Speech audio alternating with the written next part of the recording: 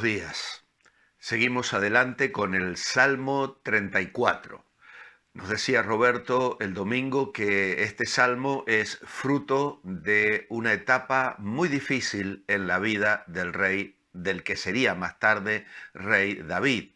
Es cierto que él había recibido la unción de parte de Samuel y le había dicho que él era el que Dios había escogido para reemplazar a Saúl. Pero eso sería en el tiempo de Dios. Y obviamente este salmo es fruto de una experiencia en David muy triste, donde él decide huir para salvar su vida, comienza a mentir a una serie de personas, engaña al rey filisteo y termina finalmente escondido en el desierto, en una cueva, la cueva de Adulán, rodeado de hombres feroces, malvados y difíciles de manejar.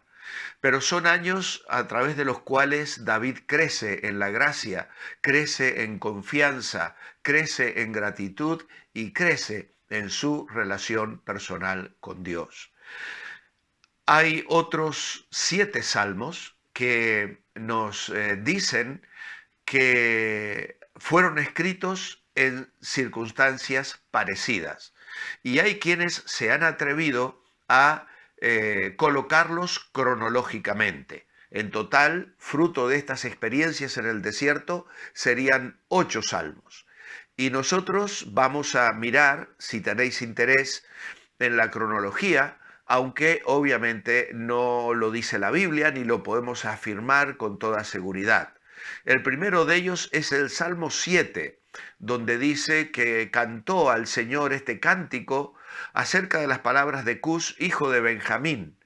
Probablemente este Cus fuera un soldado de los de Saúl, uno de los que envía a matar a David cuando él estaba en su casa. No lo sabemos a ciencia cierta porque no aparece registrado en la historia del rey David. Luego tenemos el Salmo 59, donde dice, cuando envió Saúl y vigilaron la casa para matarlo. Así que aquí él está recordando ese mismo evento, esa misma circunstancia. Luego estaría el Salmo 56, dice, cuando los filisteos le prendieron en Gad. Así que él llega a los filisteos y comienza a comportarse como un loco cuando los filisteos le reconocen. Y entonces, para salvar su vida, él finge locura. Luego está el Salmo 34, que es cuando él ha mudado su semblante delante de Abimelech y lo echó y se fue. Así que este nombre, Abimelech, parece ser un nombre que se daba a los reyes filisteos, como podía ser el faraón egipcio o el César romano. Y así se les conocía, de modo tal que David, para salvar su vida, se finge loco y luego escribe este salmo tan especial. El siguiente salmo sería el 52, cuando dice que vino Doeg edomita y dio cuenta a Saúl diciéndole, David ha venido a casa de Ahimelech. Doeg edomita estaba allí en la casa de los sacerdotes cuando David, huyendo de Saúl, llegó con algunos pocos hombres suyos y le dieron la espada de Goliat y el pan que los sacerdotes debían comer.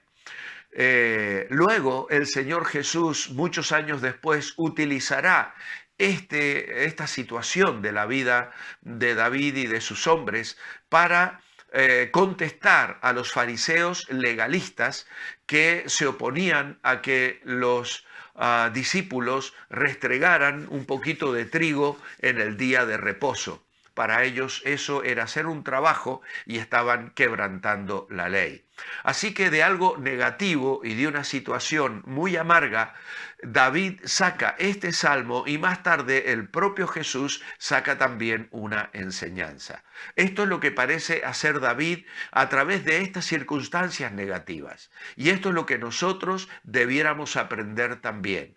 aun cuando nos equivocamos, aun cuando nos rebelamos contra Dios, aun cuando cometemos errores y nos alejamos de la voluntad de Dios, una vez que hemos vuelto a Él y recordamos las experiencias vividas, podemos percibir la misericordia, la gracia y el poder de Dios manifestándose en nuestra vida, aún en medio de esas situaciones que nosotros mismos hemos provocado por nuestra rebeldía y nuestra dureza de corazón. Por eso más tarde Pablo dirá, ¿quién nos separará del amor de Dios? El siguiente salmo sería el Salmo 57, cuando huyó de delante de Saúl a la cueva. Pues ahora ya está en el desierto. Ahora él está metido en una cueva y Saúl está yendo por un lado del monte y él está escondido en la cueva en el otro. Y finalmente Saúl entra en aquella cueva y David lo tiene al alcance de su espada para matarlo. Sin embargo, su temor de Dios le impide obedecer o seguir el consejo de sus soldados que le animaban a terminar con la vida de su enemigo. Luego tenemos el Salmo 142, que también dice, oración que hizo cuando estaba en la cueva. Y finalmente el Salmo 54, cuando vinieron los cifeos y dijeron a Saúl, ¿no está David escondido en nuestra tierra? Así que allí se movía él ayudando, libertando, comerciando con los aldeanos, pero unos de ellos decidieron traicionarle e ir a avisar a Saúl que David estaba allí para que viniese y lo matase. Así que todas estas circunstancias van dejando este ramillete de salmos preciosos, en medio de ellos algunos de angustia, otros de gratitud y otros de alabanza. Hay salmos que son lamentaciones verdaderamente, pero que están allí para nuestra enseñanza y para nuestra bendición. Así que David comienza este salmo diciendo, bendeciré al Señor de continuo, en todo tiempo. En el Señor se gloriará mi alma, lo oirán los mansos y se alegrarán. Aquí vemos un salmo que literariamente está organizado de una manera bellísima. Es un acróstico. Cada versículo empieza con una letra del alfabeto hebreo y contiene dos líneas, dos frases. El Salmo conlleva varios paralelos con el Salmo 25, que también es un acróstico. Es decir, cada versículo comienza con una letra del alfabeto hebreo por orden, pero a ambos salmos le falta una de las letras, que es la letra Bau, y los dos agregan el versículo al final que empieza con la palabra padá, que es la palabra redimir. Hay algunas palabras claves repetidas varias veces, como oír, escuchar, librar, temer a Dios, que Dios es bueno. También la palabra mal o la palabra maldad y la palabra justo. Y la verdad es que todo el arreglo del Salmo lo hace muy didáctico para que sea muy fácil de memorizar por aquellos que quieren aprenderlo. Es una hermosa combinación de adoración, de acción de gracias y de enseñanza de sabiduría. Ahora, esa decisión de bendecir al Señor. Esto es porque David tiene ubicadas bien sus prioridades.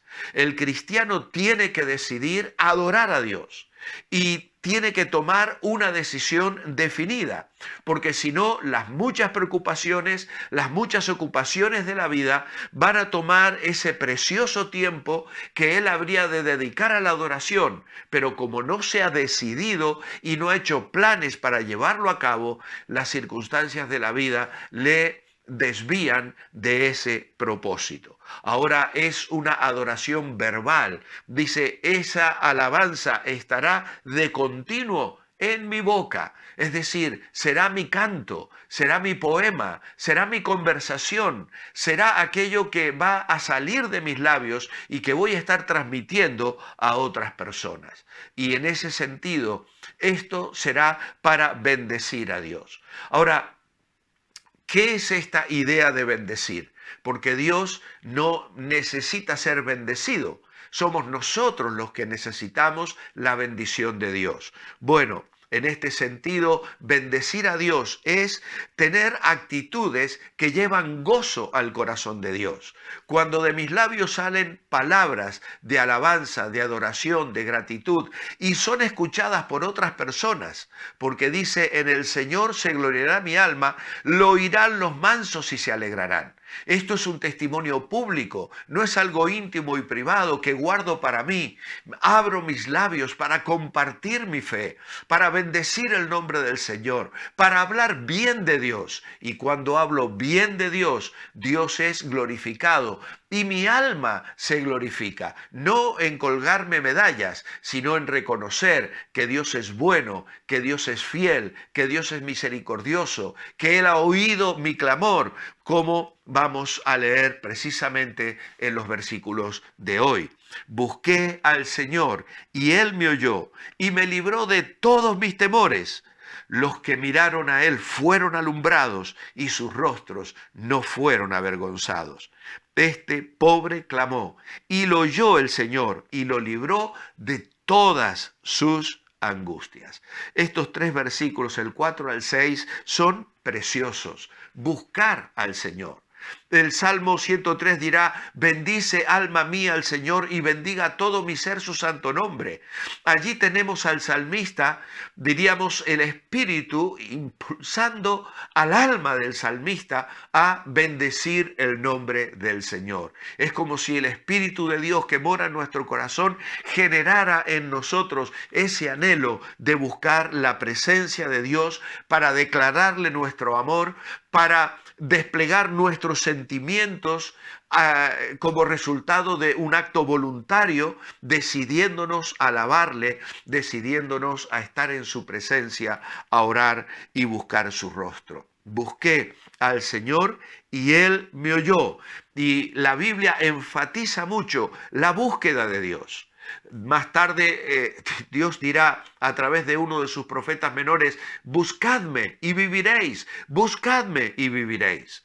Y Dios quiere ver en nosotros esa actitud del corazón. Los profetas condenaron a la gente del pueblo de Israel por no hacerlo e incluso a los líderes que no buscaban al Señor. Dice el ángel del Señor acampa alrededor de los que le temen y los defiende. Gustad y ved que es bueno el Señor, dichoso el hombre que confía en él. Y esta experiencia de confianza, de experimentar a Dios en nuestra vida, es algo que tenemos que saborear. No lo puede saborear otro por ti.